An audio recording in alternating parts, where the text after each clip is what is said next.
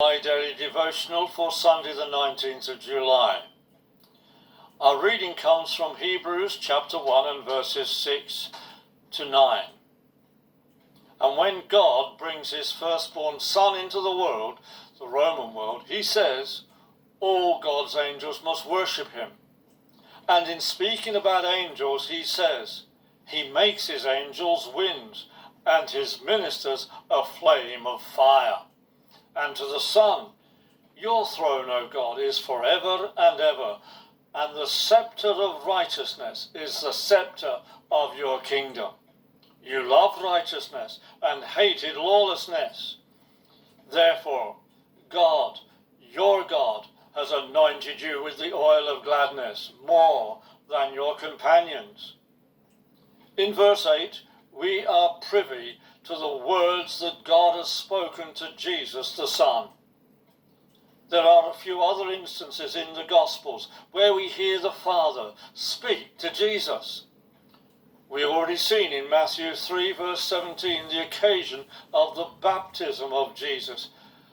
As he came up out of the water, we read, and see, a voice from the heavens said, this one is my dearly loved Son, in whom I am well pleased. As Jesus is about to begin his ministry, he receives a very public endorsement of the Father's blessing. For 30 years, Jesus had been quietly preparing himself for the task to which the Father had sent him into the world. He had presented himself for baptism. And John stated that he ought to be baptized by Jesus, rather than Jesus being baptized by John. John recognizes the superiority of Jesus, as we see in John chapter 3 and verses 30 and 31. It is necessary that he must become greater, but I must become inferior. The one who comes from above is above all things. The person who is from the earth is earthly and speaks in an earthly way. The one who comes from heaven is above all things. In Hebrews chapter 1 and verse 8, Jesus is given the highest place.